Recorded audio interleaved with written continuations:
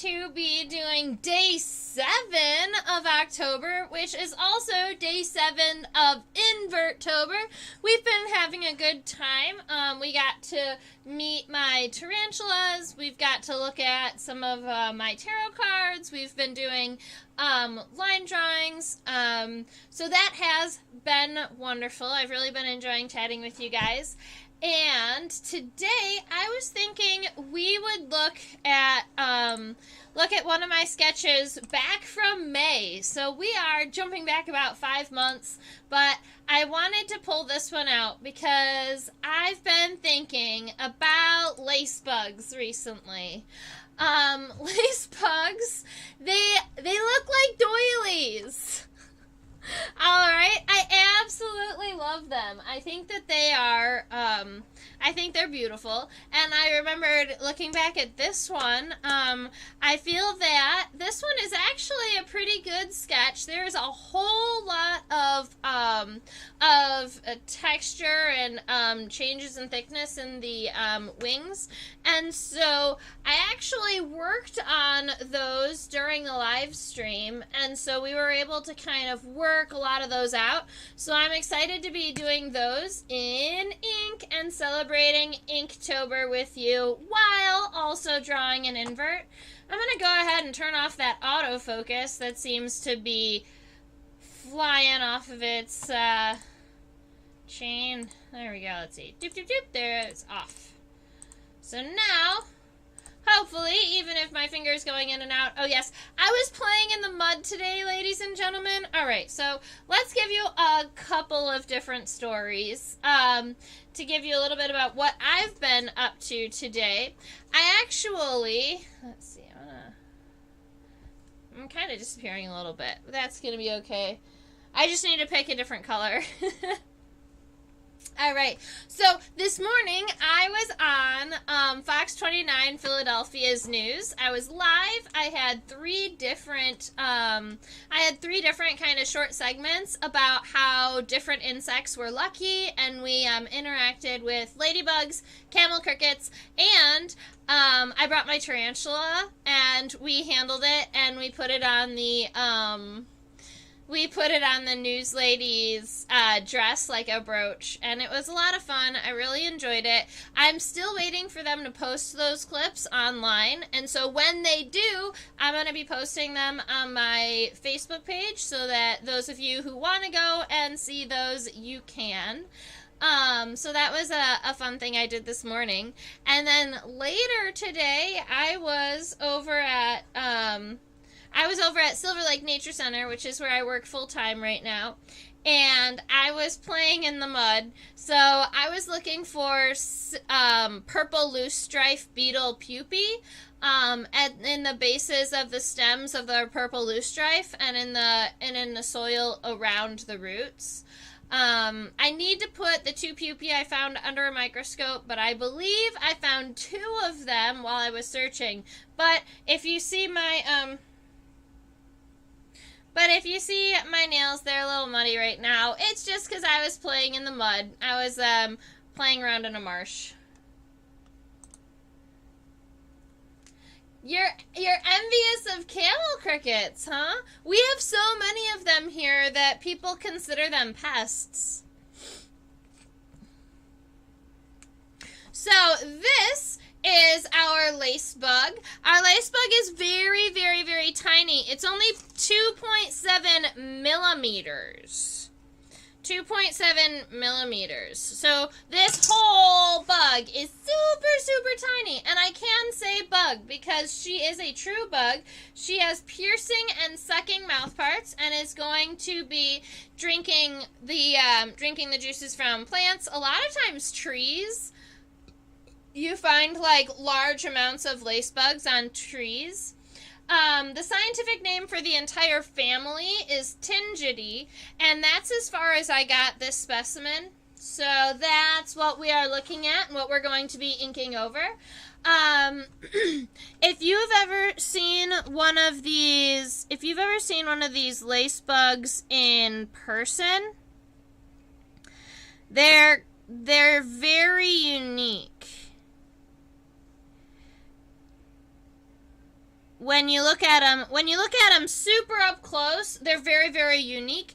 But if you're just like looking at them from a distance, because they're so small, they just look like little bits of cotton kind of blowing or blowing in the wind, or like they'll land on you, and sometimes you won't even think it's an insect. You'll think it's just like a little piece of like fluff, and you'll blow it off and it'll just fly away, and you won't even have known that it was an insect. So that's kind of a fun thing about these lace bugs.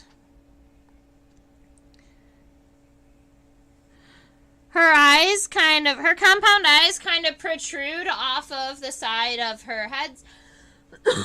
And so I figure instead of cross-hatching, I'm just going to make them dark. Plus, the lace bug is mostly white to clear, so it doesn't have a lot of its own coloration, but its compound eyes are very dark.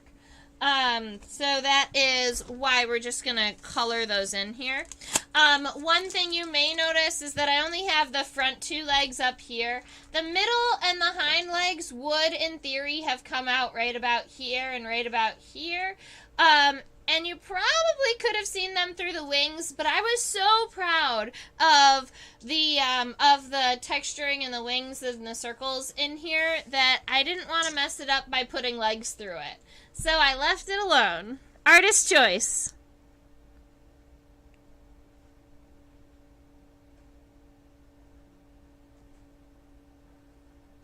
It may take us a minute to get all of these details with ink, but I really do believe this is going to be worth it.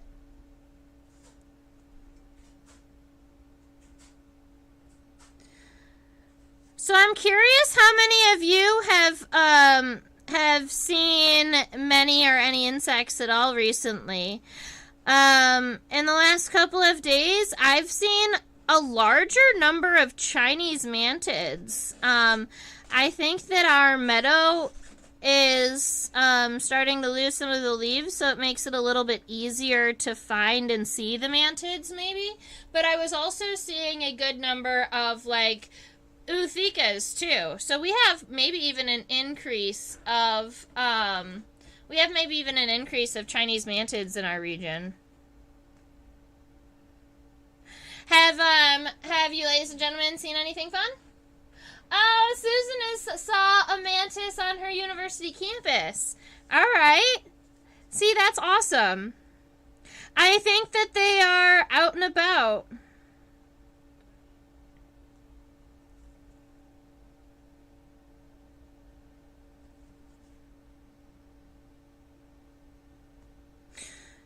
So after I get all of these antennal segments finished up, our antenna does have a little bit of a 3-segmented club where the first one starts to get a little wider and it opens up into this club.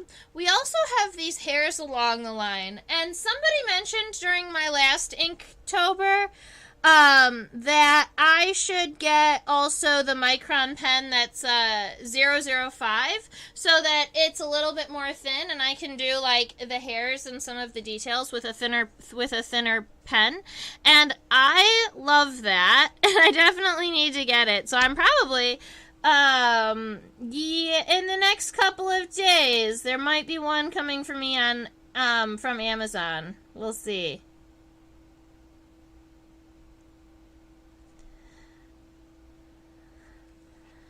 Alrighty.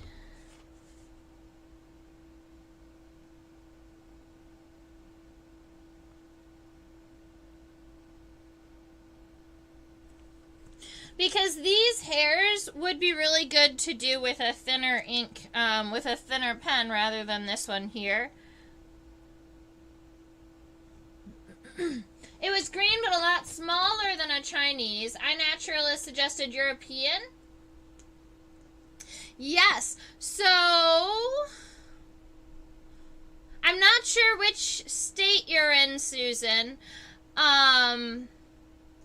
The common mantids to my region, to the Philadelphia region, are the Chinese, the European, and the North Carolina mantis. The distinguishing feature for the European mantis, if you want to know for sure if it was that species, you look at the inside of the legs. So, yes, if you're in upstate New York, you're going to have the same three species. And then, if you look at the European mantis, the front pair of legs, right here, if the mantis is starting to walk, or you can somehow get the mantis to go into a defensive posturing, right here on the inside of her femur, there's going to be an eye spot. And that's how we determine the European mantis versus everyone else, because the European is the only one with that kind of black and white spot on the inside of her leg. But you have to be able to see it kind of while she's walking, or you have to make her mad enough to really flash you. A lot of times you can kind of like manipulate one of the legs to see it, but that's how you identify them. Yeah, they'll walk around you and stuff, which is also why it's not too bad to be able to kind of see in between their legs, because if you're just letting them walk on your hands, then eventually they're gonna walk in the correct direction and you'll be able to see that spot or not. This has always reminded me of, like, the old queens when they had, like, the big poofy collars, like the queens that had those, and they had, like, all of the dangles and the jewels and stuff on it. That's what these lace bugs have always reminded me of. I feel like she's a queen.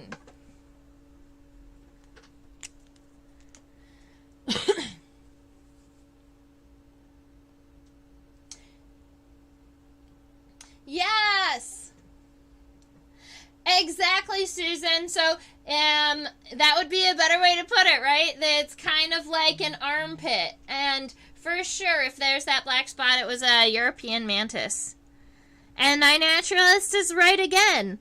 iNaturalist seems to be a pretty accurate identification for many insects. I've gotten some really good identifications on iNaturalist. I would say every now and again, they don't have every single species. So sometimes it'll say, like, we think it's in this genus, we think that it's in this genus, but we're not sure what species, or they'll only have one species in their database. So they suggest that species, even though it could be something different. But other than those two things I've seen, iNaturalist seems to be pretty accurate. And I've been using it for bioblitzes and things around the country, actually. So it's kind of also really fun to have all of your observations and specimens, you know, photographed and databased in one place, and somewhere that can help you identify them. So for all those reasons, I really like iNaturalist.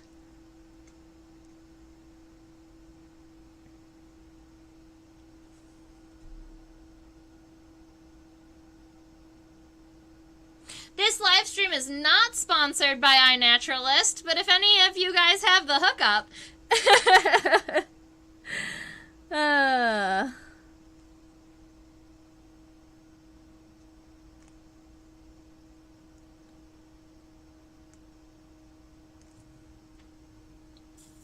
Alright, so we've got the head, the antenna, the front pair of legs, and the outlining of our Queen Elizabeth of neckline.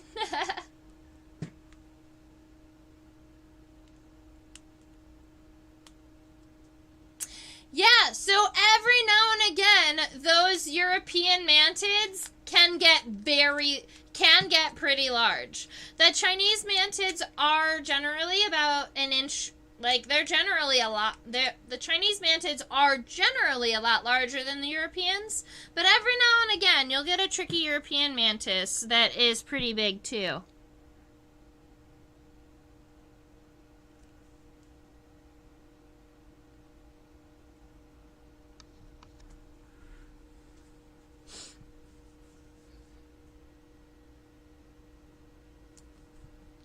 So this little square here is actually our scutellum of our lace bug. It's kind of an interesting placement, but it is still in between the wings. And I might want to pull my specimen back out because I'm wondering, I think that the spines actually do stop mid-body. But for me, I wonder, there's a part of me that wonders if they continued around. I might have to look at it.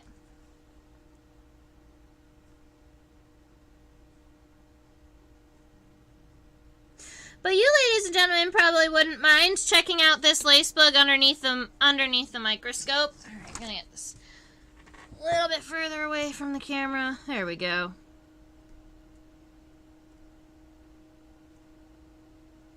How many of you were here for this sketch?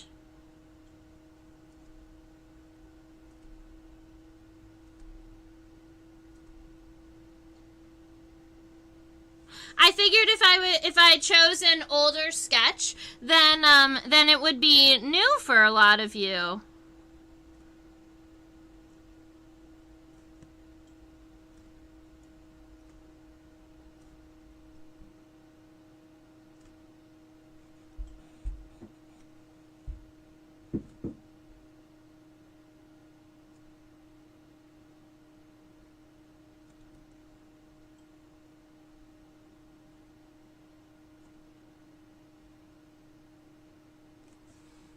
Alright, we've got the outlines done.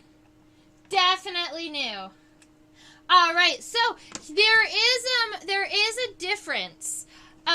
So a lace wing is going to be a net-winged insect. The wings and body shape are going to be very different.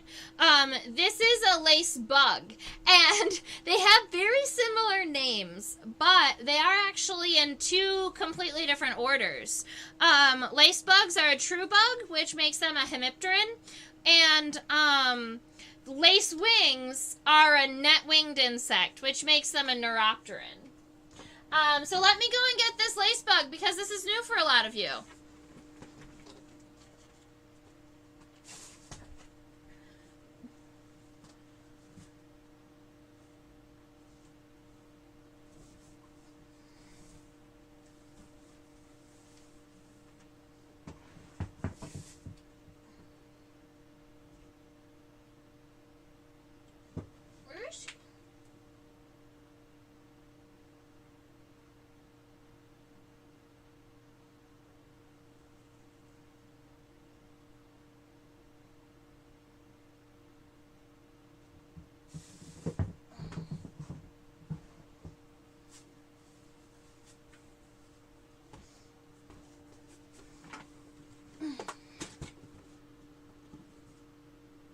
There she is.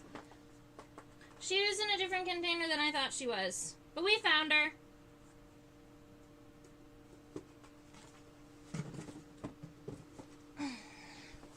Every now and again, when I misplace something, you know, your stomach drops because you're like, oh no, what if I lost it?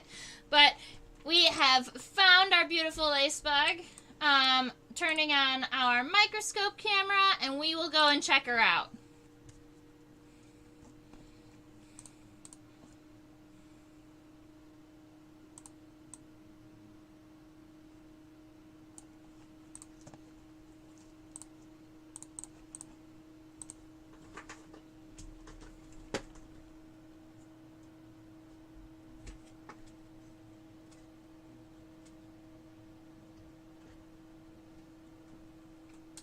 So she is on a pin. She's actually micro-mounted.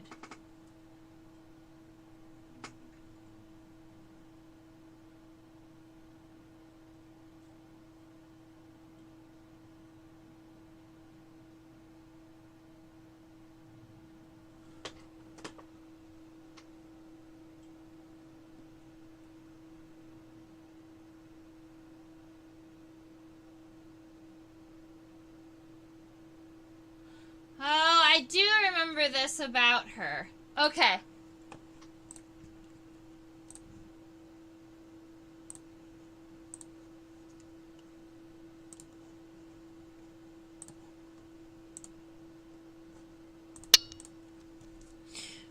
right, so this is our friend here, and our scutellum, this triangular piece here, is down here. And it's kind of at a lower level than the head. The head is kind of risen above that. And this line that you see, this vertical line here, is that connection between up here at the top of the head and down here at the scutellum between these wings here. And see, she is she's mostly clear, except that she has some of this coloration, some of this modeling. But if we scooch her this way,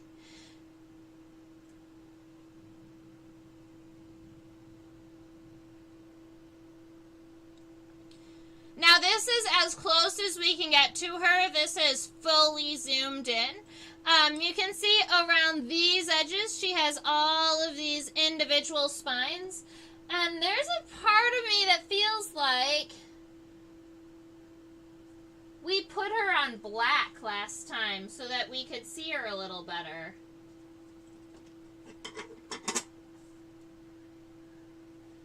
But I don't remember exactly how.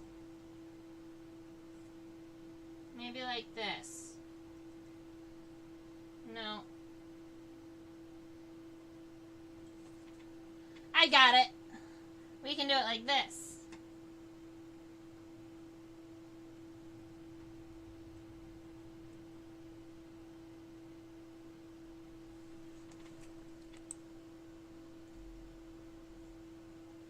And then we just have to get her to the right spot.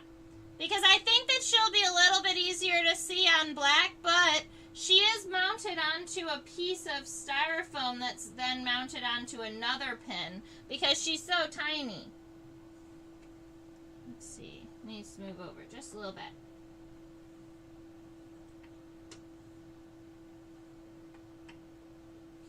If I get this little piece of museum putty in the center of the screen, then I'll know exactly where the buggy, then I know where our friend belongs.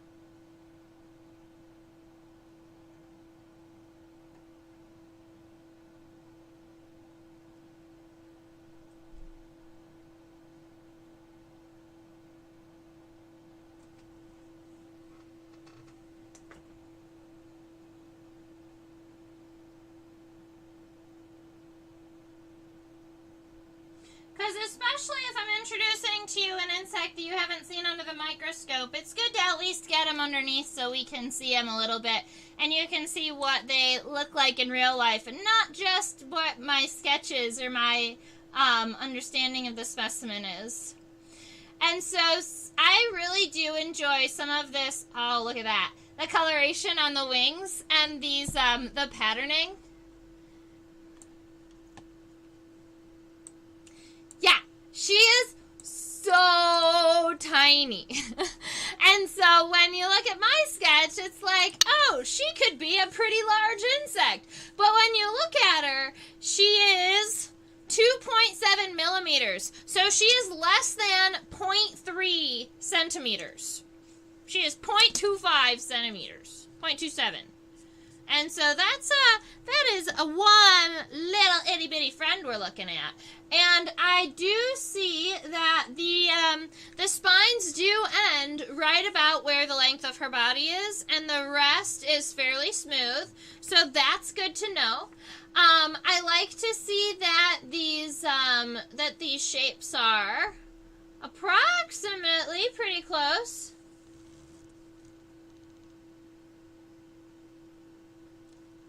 Oh, thank you, Susan. How did I even collect her? That's a wonderful question. I believe she was collected with an aspirator. She was collected in 2011, so this specimen is 11 years old now. And she was collected aspirated with an aspirator, there were a whole bunch of them. So there wasn't just one. There were like, you know, hundreds. And so I sucked up a couple with an aspirator, probably 4 or 5 of them. And then this is the only specimen that I still have of her. And how did I spot her? I only really spotted her because there were so many of them. This lace bug was actually being a pest on one of my friend's trees.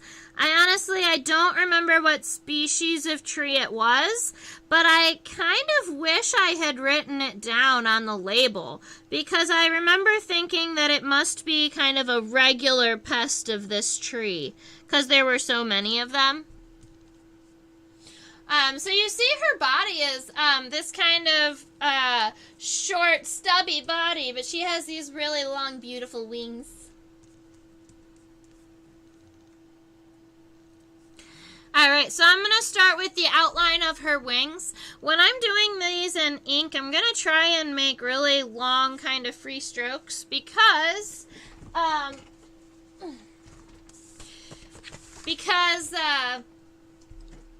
want these lines to at least be really nice and smooth. I got a piece of paper to put my hand on because it helps my hand move across the table. My hand kind of sticks to the wood. But it moves really well on the paper.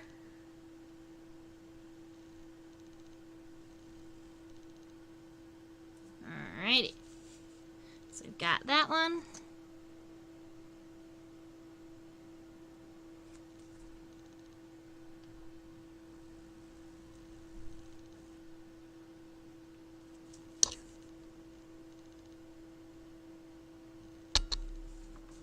Alright, one wing.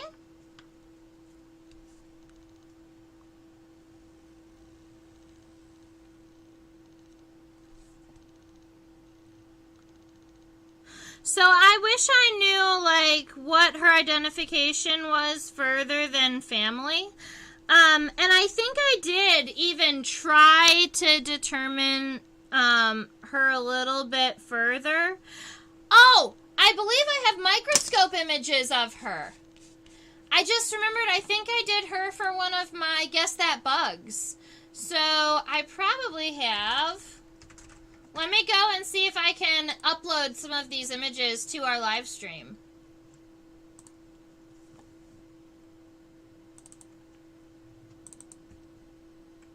Yep, there she is.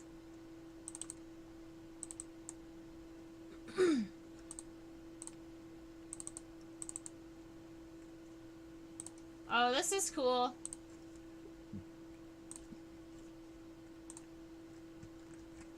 Alright, so this is a zoomed in image of her, the head and the side of her,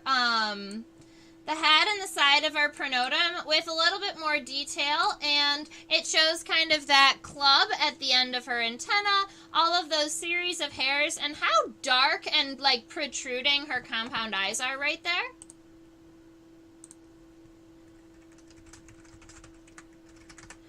I also have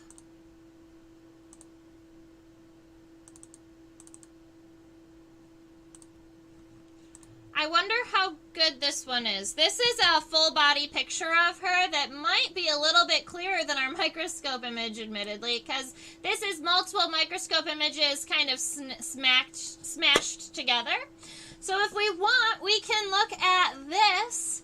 Oh, look, she has some really cool, cool texturing on the top, too. And you know what?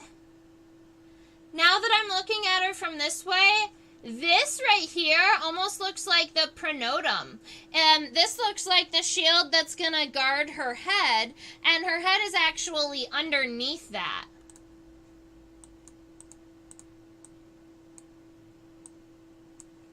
So it looks like her head down here is almost covered by a little rain shield, a little umbrella over the top of her head.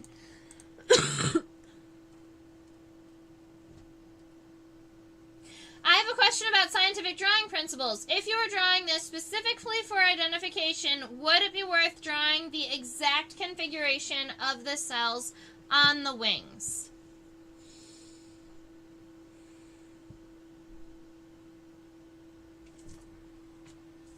I might have an answer for you.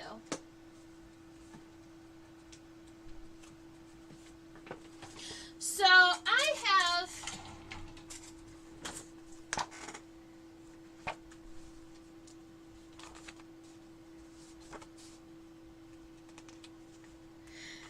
I'm looking for a key, and I believe I printed it when I was trying to identify her. Maybe not.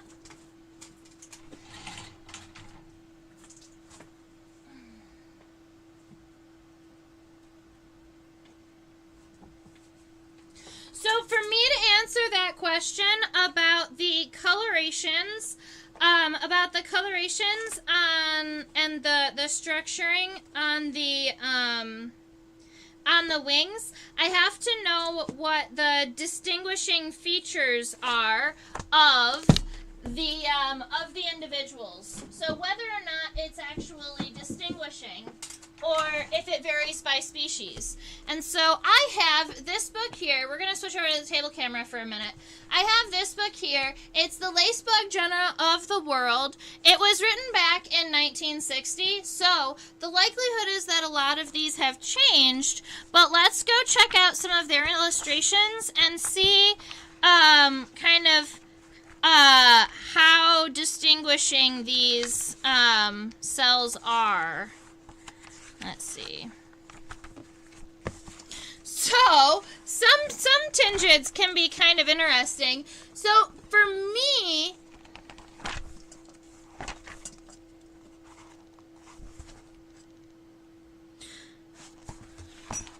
these actually might be pictures, because some of them are pictures and some of them are sketches. And I think the answer to your question is that you want the overall feeling of the specimen. Whoa, look at this one. It's Queen Elizabeth, shoulder blades completely cover its head.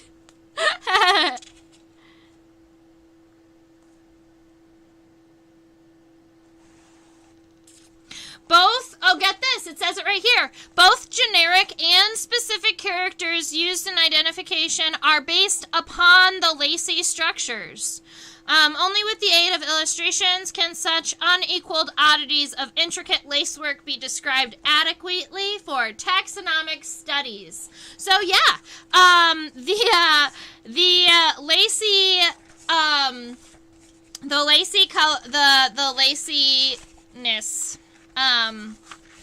the lacy designs, I think they called them intricacies. The lacy intricacies on the wings and on the body are key to identification. But if I was going to start kind of looking at these, personally, you probably could tell them apart just by getting kind of the overall idea of it without being exact. All right, so like these aren't exact features. They're not, I have like the 3 big circles here that equal the 3 kind of larger units here. And I did make sure that the numbers of rows and the overall shapes are approximately correct.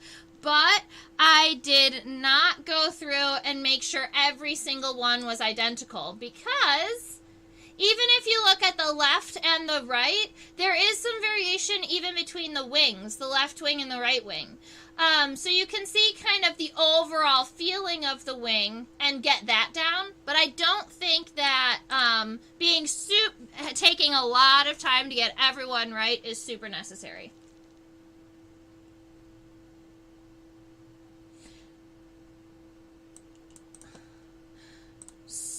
So my goal was mostly just to get the shapes done, but not be super, super exact.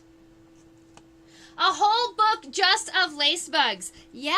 Yep, this is a whole book just for the family Tingidae. And it's but it's the Tingids of the world, which makes it kind of awesome because a lot of my books are just for the insects of North America. But this covers and it talks about the genera in all the regions and how it talks about like the realms of the world and how the tectonics moved and how like they evolved and adapted and how they're all related. The book is really, really awesome.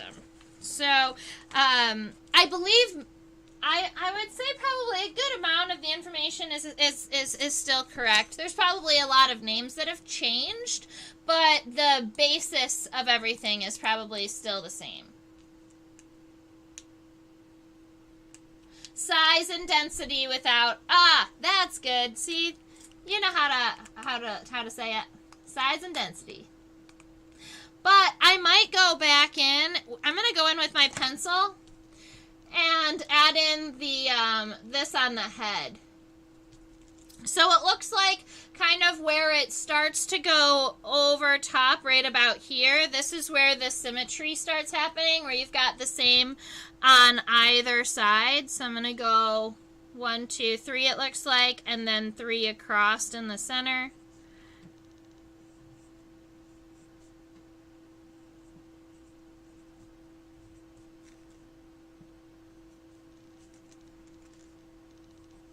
And then once you have those 3, I believe, coming up to the top, it looks more like the color, like the laciness is kind of every other, like it's stepping up. So this is how I'm going to be doing this. This is the pronotum, the shield over the head. And I wonder if this whole section, my guess is this whole section is the pronotum. From here all the way up and then back down. It's just a really interesting shaped one. So I'm going to start going in and adding these circles.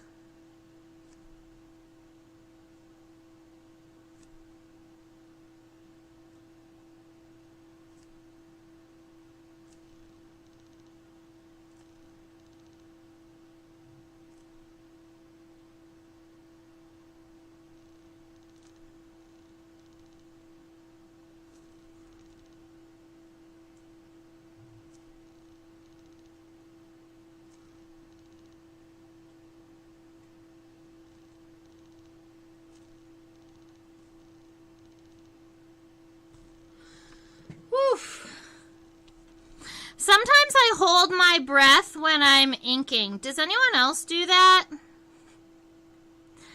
I really try not to. I try to breathe while I'm drawing, but then every now and again I'll get to the end of a line and I'll realize I was holding my breath.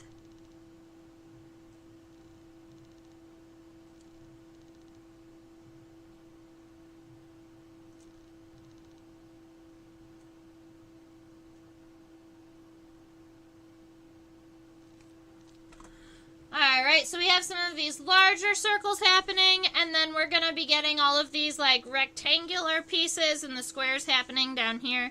I want to get both sides sketched out.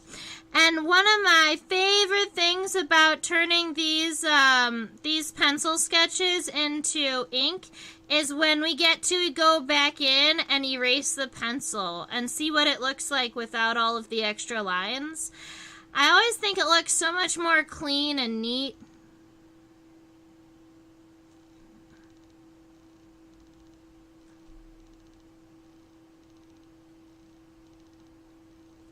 Every now and again, I give one of these circles more of a square shape.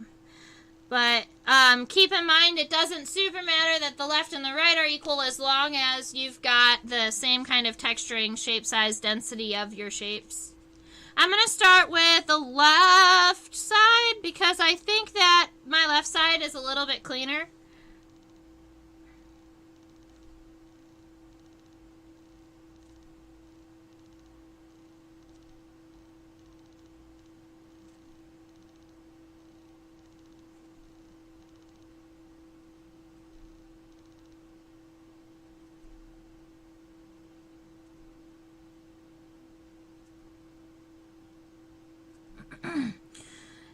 see, you guys got to see my whole book about lace bugs. But the thing with that is, every single family of insects could have its own book. And so when people say there is so much to learn about entomology, they're not kidding. Like, entomology is such a huge topic that sometimes it's even hard to grasp for entomologists. To grasp the number of species out there and the number of families. And once you start learning about them, you realize that there are insects that are on essentially every planet doing every job, you know. Anything you want to talk about in science, or if you want to do, like, education, you can use insects as examples, because you can find examples of them having relationships with animals of all sorts. And each other, and their communication system, and they're so well adapted that sometimes they even have kind of they have essentially like natural technology that we don't have yet. There is an example. I've got an example for you. There is a beetle called the fire-loving beetle. It's in the genus Melanophylla. And we're going to talk about it for one of our major arcana cards when we're doing tarot. I don't have a specimen of it, so that's why we haven't sketched them yet, but I have talked about them in my whiteboard videos. They are a beetle that has the ability to sense forest fires from, like, miles away. They have the ability to sense forest fires. They know exactly where they are, and then they can head straight to them. It's essentially like a heat sensor. They have an infrared sensor that works really, really well, because not only does the heat go into the sensor, but inside of the sensor, it has, like, it's essentially a room of mirrors for heat, where the sensor bounces that heat all back and forth and magnifies it until the beetle can sense it. And that's something that we are still essentially trying to figure out. There are people, you know, doing research on their infrared sensoring. And the reason why they sense heat is because they actually use... the reason why they sense heat is because they will find each other on burning on the edges of the fire, where it's not all fire anymore. It's mostly just like smoldering ash and crackling heat and like burned logs. And they will find these beetles. They find each other's on these logs, and they mate with each other, and then they lay their eggs. They lay their eggs in charred trees. And so their babies specialize on feeding on the wood, not just on the wood from fallen trees or rotten wood, but the wood that has been burned during forest fires.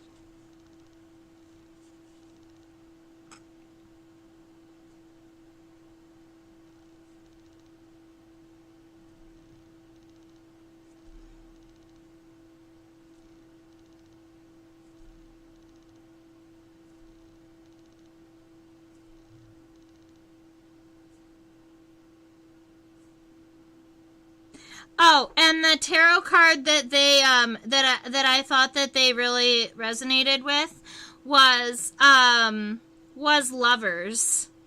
Because I mean, they made amongst the ashes of forest fires. That's pretty I feel like it's I feel like that's pretty hot.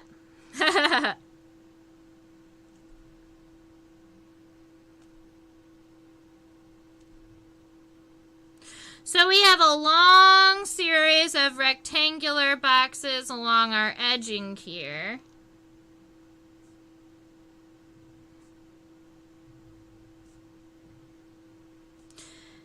And I believe, yep, it's something like 3 rows of these rectangular boxes until you get closer to the center, where they turn more into circles.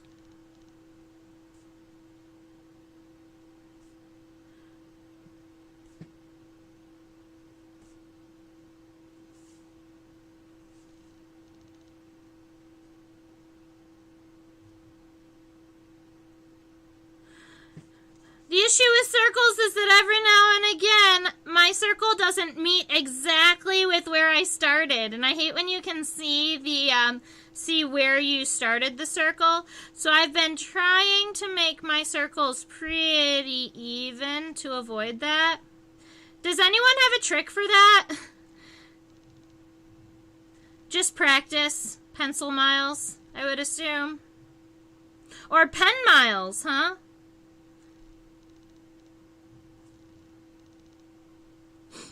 All right, let's do the 3 big ones.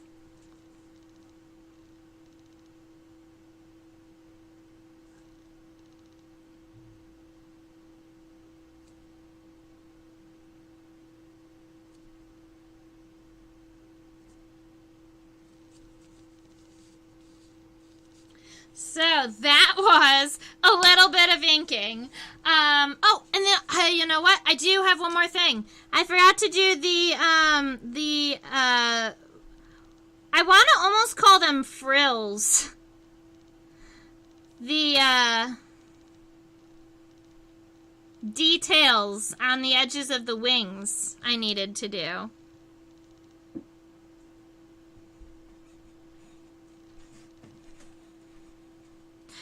I feel like this would be a really fun one in a coloring book because they don't have to make the insect all white. In fact, you probably could color all of these different colors. I bet you a kid would have so much fun coloring a lace bug like this.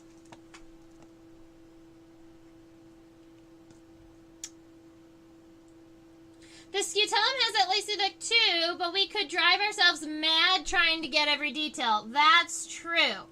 I think that the scutellum region is a lot smaller. Those almost look like punctations to me rather than lacy designs. So I might just, instead of doing a bunch of circles and giving it a lacy design, I do want to make it not bland. Now that everything else has those lacy colorings, it almost looks like the scutellum was kind of boring. So I'm gonna go in and just add some punctations, add some dots.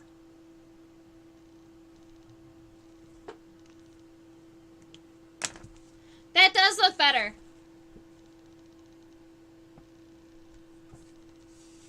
Look at that. All right, I think we are almost ready to erase the pencil. Let's see. Just like in math, there are books like that out there about the tiniest, most obscure topic. Ooh. Susan, are you a math major? That sounds like it could be, we could have all types of fun conversations.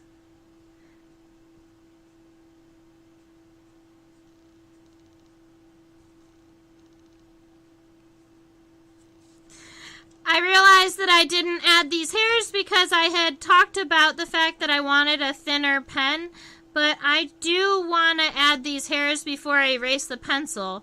So we're just going to add them now. Works for me. Yay! All right, I'm going to switch over to our table camera so that you can see it all big and happy. And we are going to go ahead and erase all of this pencil and see what it looks like clean. Susan, you are a mathematician. Oh, that's so cool. I gotta say, I went up to Calc 2 in university. And I loved Calc 2. I had so much fun during it. And learning all of the... I don't remember much of it now, like the integrals and things. But I always enjoyed it. And I gotta say, I was so mad. I took, on one of my Calc 2 exams, I got a 99% because I forgot one of the plus C's at the end of the derivative of an integral or something. I forgot a plus C, and they gave me minus 1 point off, so I had a 99%. That's the worst.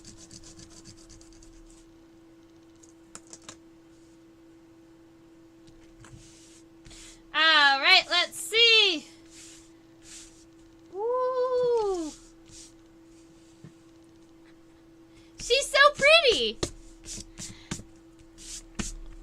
I love it.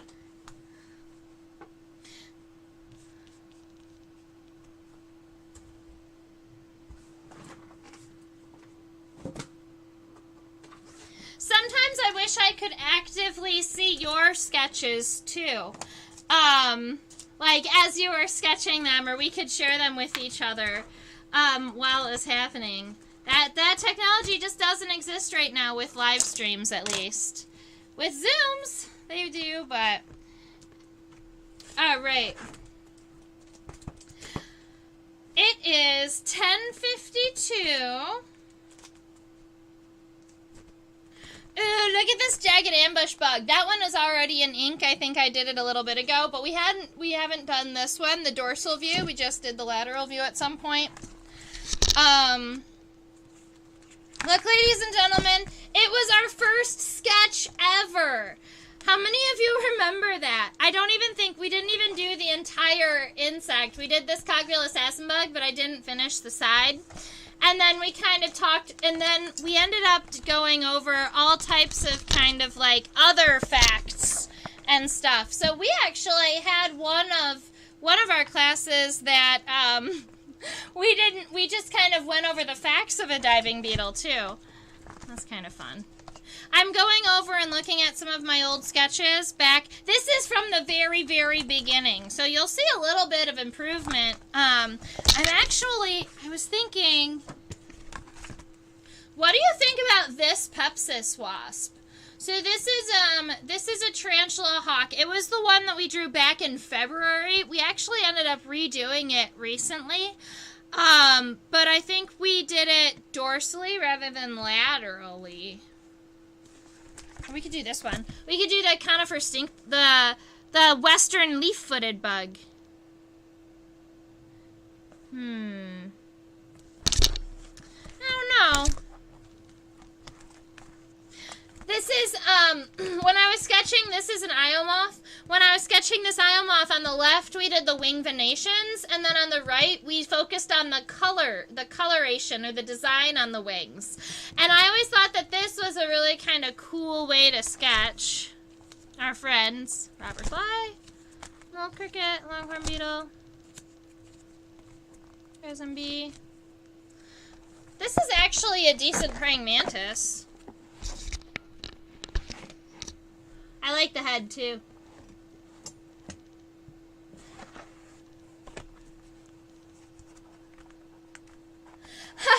You didn't see the wheel bug? Yes, but I did pull it out. Susan says, Moth. Deal, let's do that one. Let's do the Moth.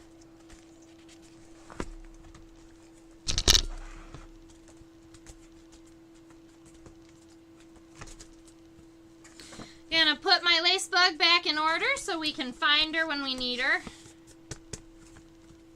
We can pull out the Moth. So these ones are all in this kind of book because sometimes I actually travel now, and when I travel, I'll bring my illustrations with me so that I can kind of show off what we are doing together and maybe convince other people to join us too.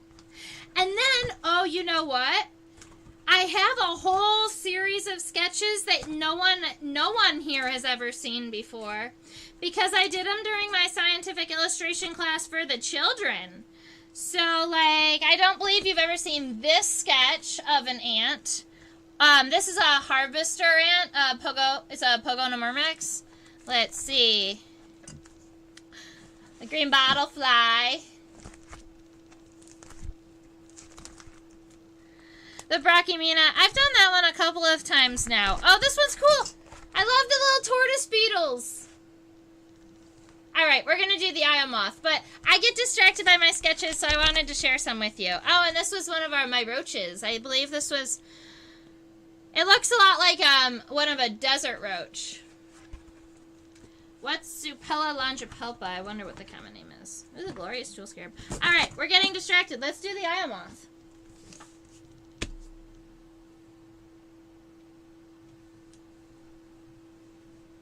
You know what's going to be a Lepidopter if I have a say? You know, that's all right. I haven't done ink on any of our leps yet. So, this is good.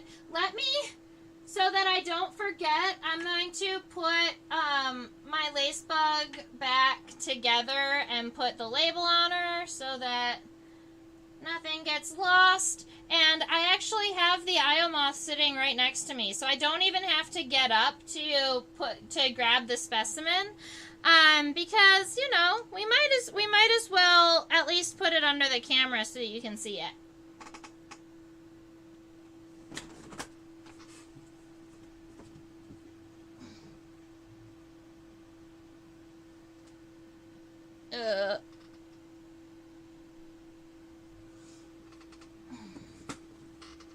Okay. Oh, stay.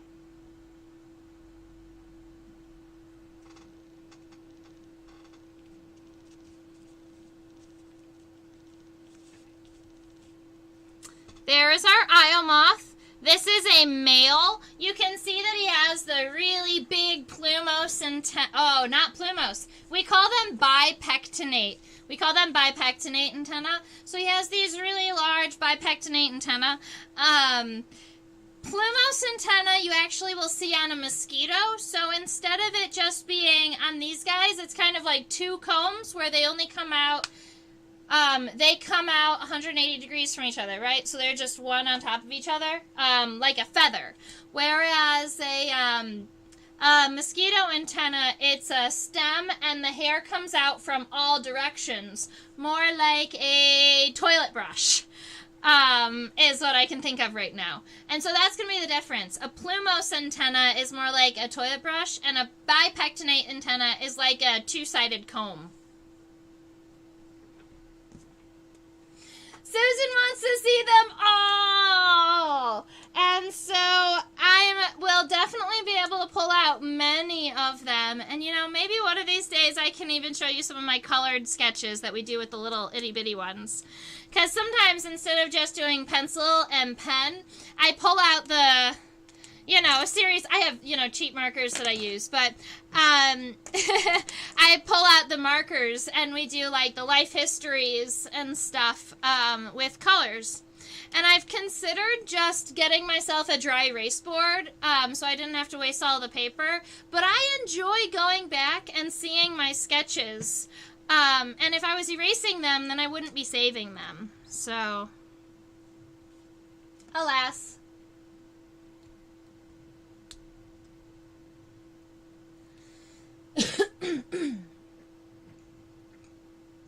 It is funny, Susan. In fact, when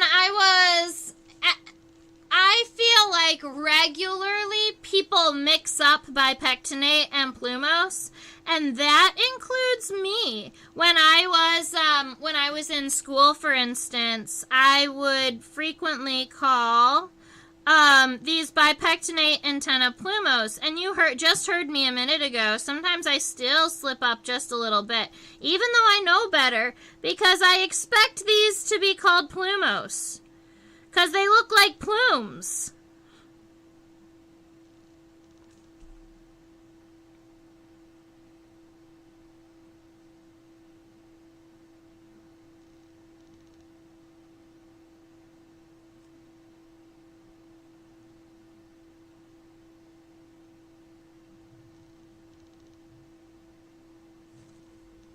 Alright, so that's going to be our antenna for the males. The females are going to have a lot thinner, kind of smaller antenna. I wonder if there's a way to keep it on the screen and also not injure it.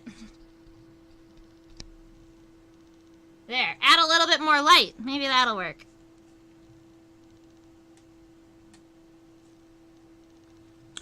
So when I'm doing these bipectinate antenna, this isn't something that you can really see right now on this sketch because I've already erased it. But I will start. I'll show you with the pencil. Oh, and here's a plumose. I guess I explained this one the last time I taught it too, that it comes out kind of in all directions. But when I'm sketching my bipectinate antenna, at least the first time I'm doing it in pencil, my cheat trick is to go one in the center, and then you want to look what you want the outline of your antenna to be. So on this guy, you want it to start kind of narrow, get wider, and then go narrow again. So I would do something like this, where I would give myself the outlines, and then with kind of a hard pencil, I go back in and I add each individual one to that line, and then I erase the outer line, right? And so for me, that's what seems to work. I know that there are all different types of methods, so do what works best for you. But if you are if you are struggling with getting your plumose antenna to like get wide and look like a feather, I had that problem, and so that's what I did to fix it.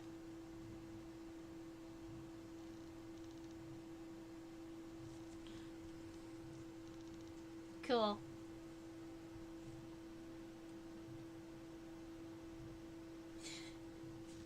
Yeah, I would have described them as feathery antenna, and you know what? Sometimes I do. I call them feathery antenna and not bipectinate.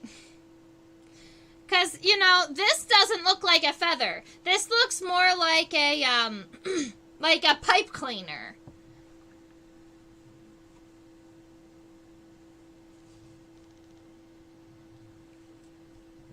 Yeah, it's really hard to get this taper right, especially when the center line isn't all the way straight. If it's waving a little bit, then things have gone off the rails. So our friend here, you can't really see her head. It's underneath this fluffy thorax. So instead of just doing an outline, I'm going to do I will do at least one outline. And then I'm going to do the series of hairs. So let's see.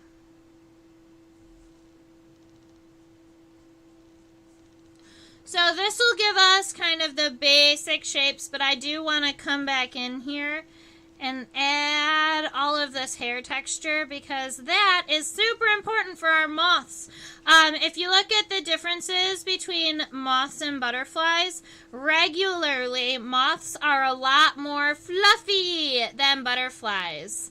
And I believe in the past I have given you the word for insects when they are fluffy. We call them cetos.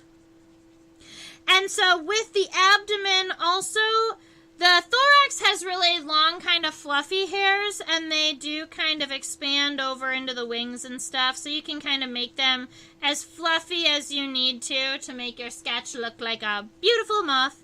But then, once you get to the abdomen, you can almost see it even from this view.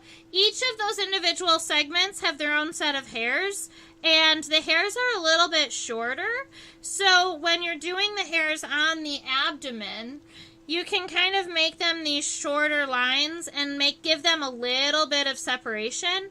And that also gives you abdominal segments. See? But you don't want it to look too perfect. So after you've got it looking really, really good, add a couple of more that make it a little bit less good. See?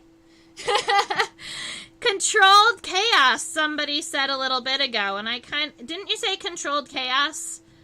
Isn't that what John says? Or like regularly irregular. That's what you said. Do the females have non-bipectinate antenna, or do they have the same thingies but just shorter? My female buck moth has antennae that are narrower than the males but seem thicker than a butterfly's. Yes. So the females still have bipectinate antenna. They are just not as wide.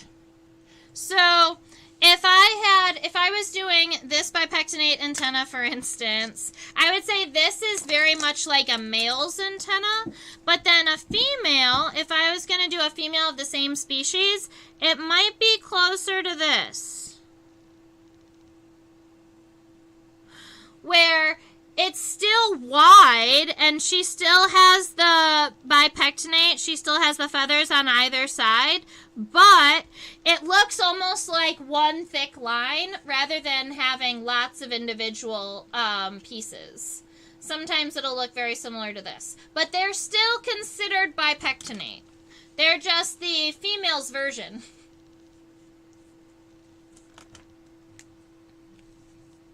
See, the males can smell the ladies from over a mile away a lot of times. And the females don't need to be able to smell the males because the females are lazy. No, because the females are less active than the males, I guess I'm going to say.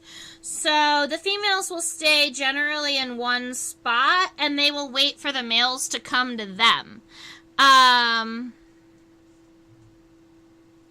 Whereas the males have that job of having to find the ladies. Haha.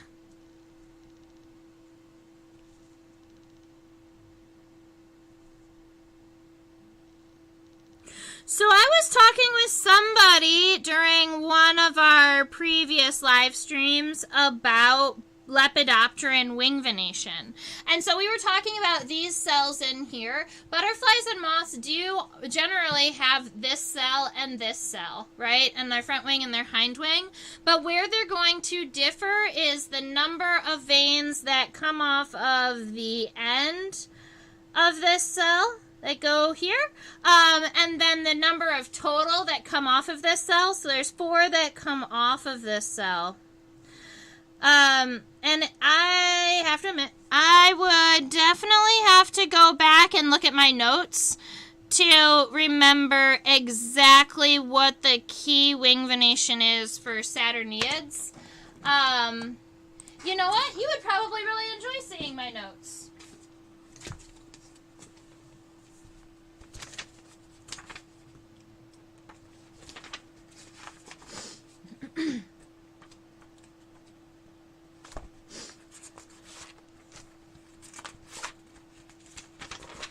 Let me find them really quick. Oh, that's the wrong exam. So when I was taking adult taxonomy, all right, I'm going to move our specimen out of the way so I can share this with you. So when I was taking adult taxonomy, I made these cheat sheets for myself where each one of these boxes is a different family of insects. And then I have a couple of pictures of what the specimens looked like, and then some of the key characteristics that I was using to help me identify them. So those are all Hymenopteran. We're getting into Lepidoptera. So these are ghosts, swift, economutids, caucids, tortoises. I am looking for silk moths. Ah, there we go. There's one more section of them. There we go. So, and see, this is what I'm talking about with the wing venations and butterflies. So you see where these dots are? That's where I was saying, all right, how many of them are there? Which ones are important? And that, I can tell you, the wing venations and butterflies, they get kind of frustrating a little bit.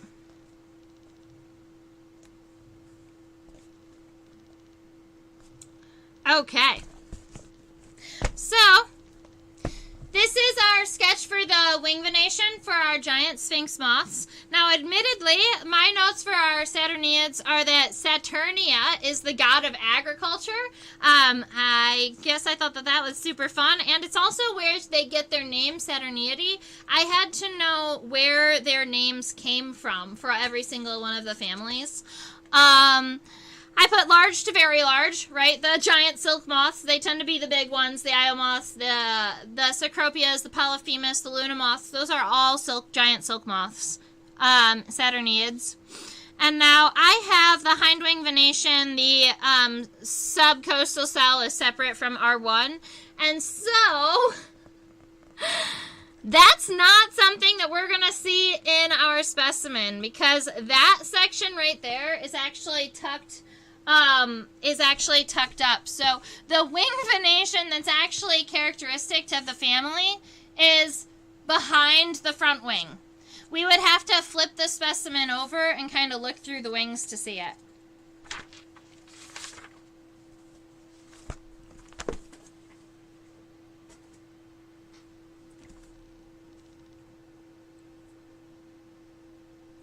Yes, there are so many cool moths and cool wasps and cool insects in general.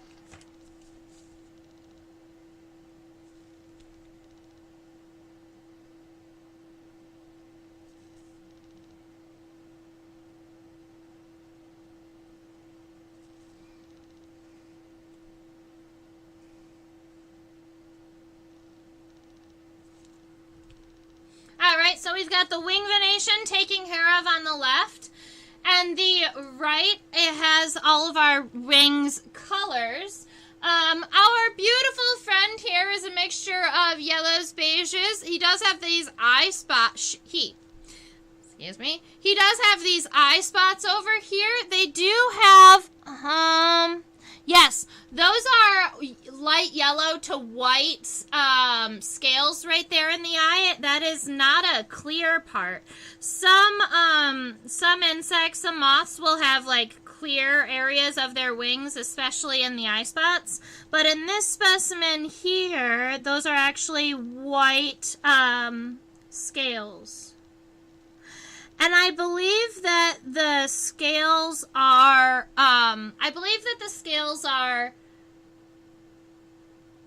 are adapted from hairs. So our hind wings, where there's all of those pink, where there's that little bit of pink coloration on the hind wings, that's a lot of seedy. That's a lot of hairs also. All right, I'm going to get her out of the way.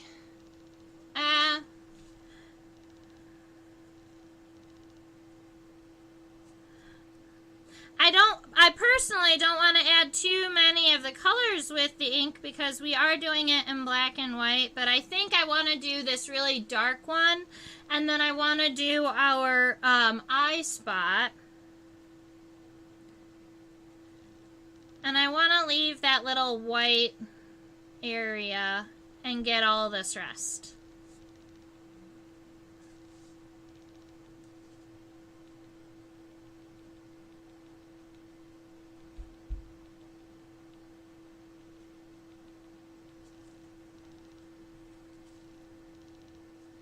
Seems like it should work. Now these spots, funny enough, are actually in between wherever you see these wing veins on this side. The colorations are right in between the veins going all the way up. So that is an easy way to remember these guys. And then I believe this spot here is right here at the end of the cell. And so that is definitely a way that you can kind of use these veins to add these colors. You know what? I'm going to do it. With the with these lighter colors, I'm just going to make the the scales less dense, so that it's kind of on a gray. We're going to try it.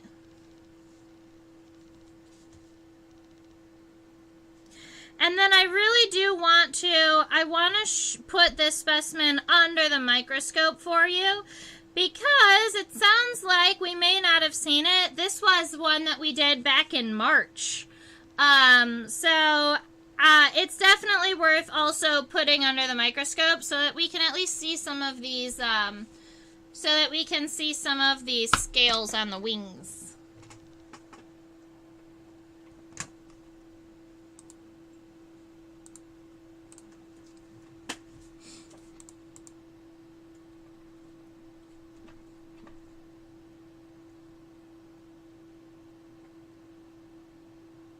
I want to look at the eye spot.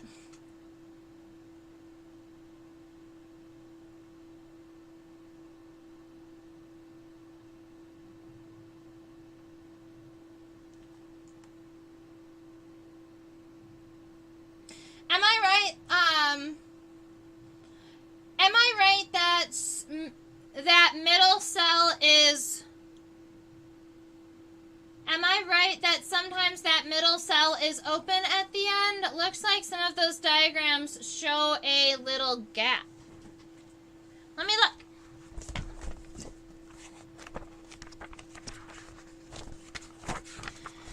I thought that they were all closed. Oh, look at that. on the bottom.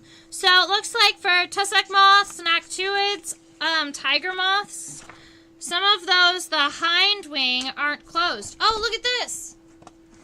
All right. Somebody was looking at my notes closer than I was. Look at this one, where this cell isn't complete at all. In fact, there isn't even an attempt at completing it. Whereas you have some like this tiger moth down here, where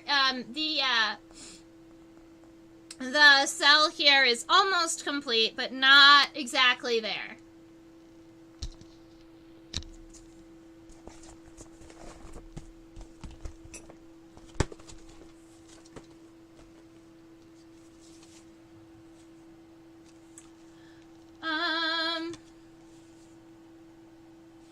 Ooh, I got a photo of a buck moth with its wings raised. Oh, that's gonna be beautiful. Oh, and you can check that humeral angle. That'll be awesome. Oh, look at that. Oh, Susan, I'm so happy that you can see that distinction in your Saturniid. When drawing butterflies and moths, that's why I try to get the wing veins first. Yes, because the markings a lot of times are in relation to those. At a rest area in Montana. Oh, that's so fun. I love stopping at rest areas because they are so regularly just full of insects. While you're looking at wing venations, can you check lycaenids? Yes, of course I can check lycaenids.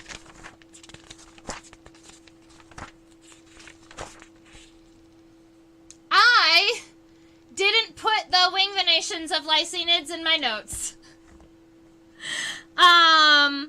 That's likely because they are so distinct to themselves that I wasn't mixing them up with anybody, so I wasn't probably using the wing venations to identify them. Line of white scales encircle the eyes. Trisha says they look like raccoons. So sometimes I was funny in college.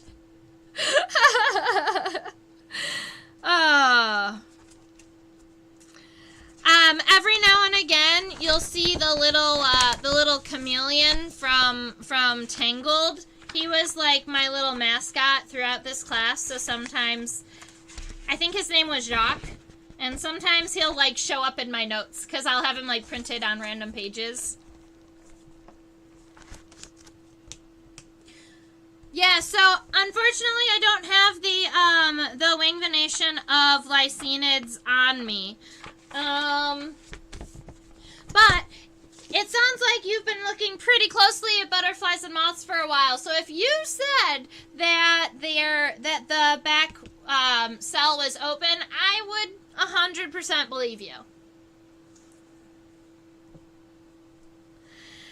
All right, let's go ahead and erase some of this pencil. I'm really curious to see what it's going to look like without the pencil, because we've got some of the shading in here. And sometimes it's hard to see what it looks like with the pencil and the ink all together, especially in this antenna. I was afraid I started following the wrong line. Hey, look, we did it good. All right, so let's go ahead and erase this pencil and see what our friend looks like.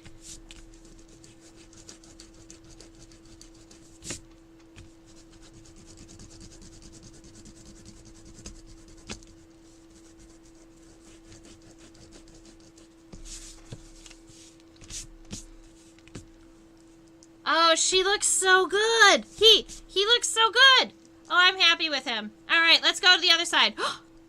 I forgot to do the outline of the front wing. Ha! You guys didn't stop me. I was like, how did that line just completely erase? I must have gotten distracted in the middle of the line. Never finished it. I'm sure some of you saw that and went, oh no, Trisha, don't do that yet.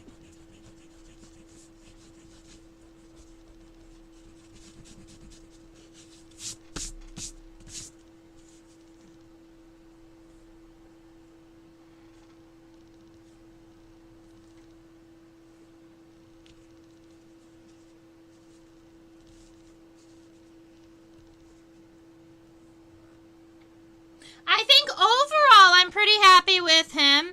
I'm gonna add some more of these longer hairs in here, I think.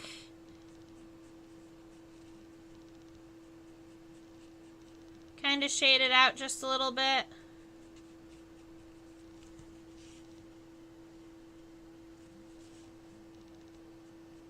But sometimes I have to tell myself to stop because I've got the too much gene, and I'll keep going, and then it'll be all black.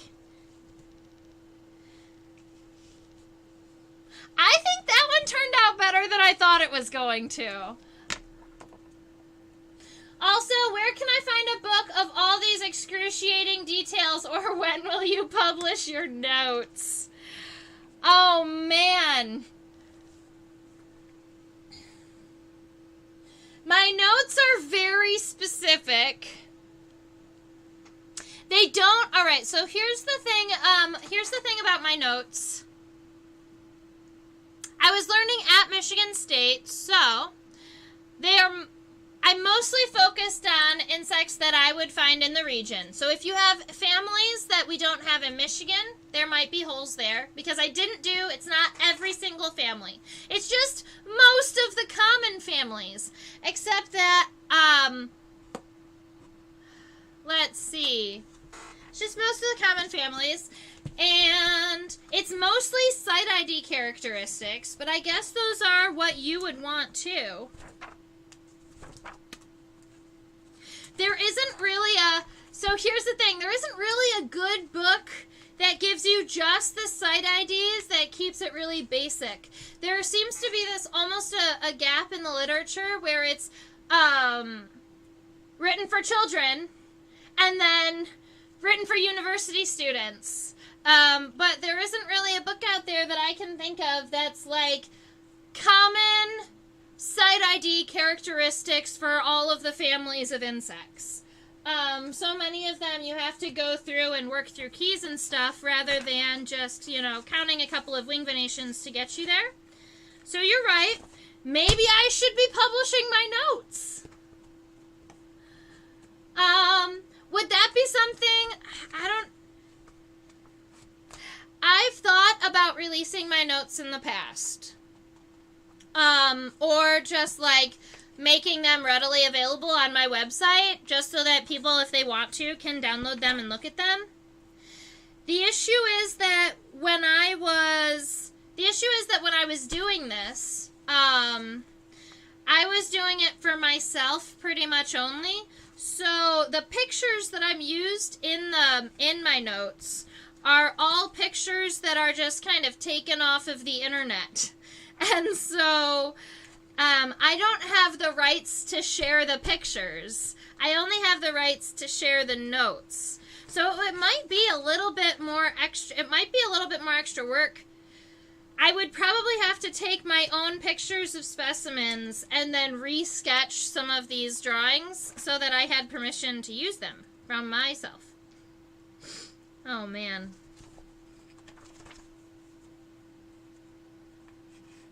Do we have Carner Blues in Michigan? Of course we have Carner Blues in Michigan. It would be a whole lot of work. I do still have all of the digital versions of all of these, so I definitely could still go back and look through them.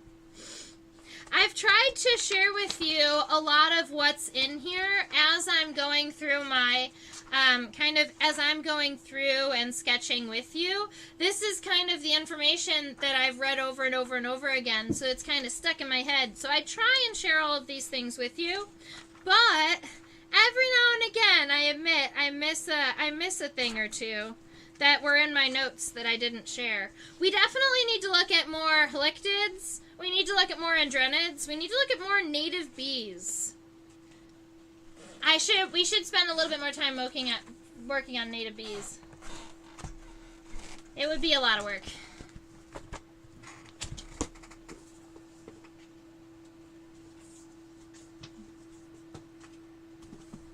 I have a couple of other projects right now, Susan. I'm working on my coloring book, and I'm working on my tarot cards. And after both of those are done, we can talk about another project. Deal? All right, it's 11:30. I am getting pretty tired. I woke up super early this morning to be on the news. We're going to be closing it down here at 2 sketches, and I think that this is about what we've been able to accomplish in an hour and a half. We've been doing about 2 ink sketches per day. Here's a couple of notes about the upcoming days. Tomorrow is Saturday, and so we'll be live streaming at 10 again. But instead of doing an ink sketch like I had originally planned kind of on our calendar, I forgot to put spreading the death's heads moths on the things that we're doing. So Saturdays for the month, the rest of the Saturdays for the month, the 8th, the 15th, the 22nd, and the 29th, we are going to be spreading death heads moths because I have a bunch of them that need to be done, and so we're going to get started working on those. Oh, I would love to meet other entomologists. Susan, you can always send them in my direction. My email is in the description box below, so you can go ahead and shoot them my email address, or you can just give them my website. There's a contact me through there. So those are both really great places that you can contact me from. And I'd love to hear from them. I love to talk to all of the other fellow entomologists. I feel like we can all learn from each other because the knowledge is so wide that everybody has something that I can learn from them, you know? All right. Thank you so much, Susan. Thank you so much, Susan, for hanging out with me this whole class, getting to chit-chat, talk about lace bugs and Io moths. I really enjoyed it, and we got to go and look at some books, too. We got to look at the lace bug book, and my notes and all types of stuff. So that was fun. Keep in mind that I teach an OutSchool for students ages 5 to 8, 9 to 12. If you know a student of school age who loves bugs or wants to meet other kids who loves bugs, I teach those classes. If you look at the description box below, there is a link, and if you click that link to go to OutSchool, OutSchool is going to give you $20. It's connected into my account, so they're going to give you $20 to take any class on OutSchool that you want, but you have to be of school age. Unfortunately, none of us adults can take classes. That is, that's the subscribe button. It's just to remind you to make sure you subscribe to my YouTube channel. I believe you all out there have already subscribed, so thank you so much. This is your QR code to send Insectopia a tip. I will be purchasing new pens soon, at least the 005 or some smaller pens soon, maybe a range of sizes. And I will be using some of the tips that you have sent me, so I super appreciate that, and I will call you guys out when we're starting to use them too. At Insectopia 2015, that's where you can find me on Facebook or on YouTube, on Facebook or on Instagram. That's my hashtag, and I think that's it. Yeah, you can find me at Insectopia or at Insectopia 2015. Hey, I didn't know Avea was here. Hi, Avea. It's all right to monopolize the chat. I'm sure Avea's chatty when she needs to be and when she asks questions. So, all right. Thank you, ladies and gentlemen, so much. I had a wonderful day today, and I am looking forward to seeing everybody tomorrow for when we spread Death's Heads moths. All right. Have a wonderful rest of your night, and I will see you tomorrow. Stay buggy.